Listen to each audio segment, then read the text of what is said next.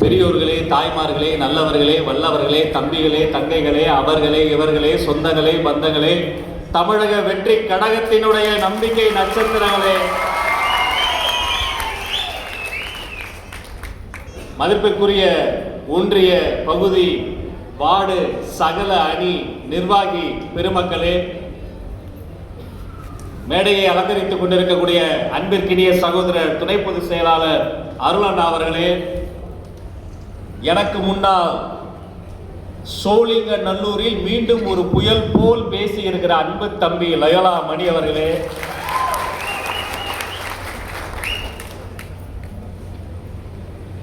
தொலைபேசியை கண்டுபிடித்தது கிரஹாம்பெல், மின்சார விளக்கை கண்டுபிடித்தது தாமஸ் ஆல்வா எடிசன், பேஸ்புக்கை கண்டுபிடித்தது மார்க் ஜூக்கர்பர்க், அதுல இத்தனை லைவ் போலான்னு கண்டுபிடிச்சது நம்ம அண்ணன் ஈசிஆர் சரவணன்.